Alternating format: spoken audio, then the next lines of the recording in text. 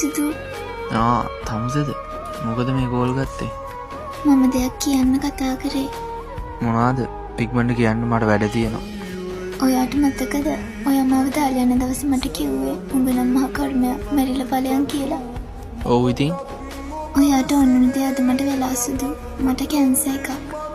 මට තා වැඩි කාලයක් නැහැ. ප්ලීස් අන්තිම වතාවට දෙයක් ඉල්ලන්නම්. මොනවාද? මම මැරෙන අන්තිම මොහොත වෙනකම් විතරක් මාත් එක්ක ඉන්න. මට ආයි කතා කරන්න බැරි වෙයි කවදාවත්. පරිස්සමෙන් ඉන්න. ආදරේ.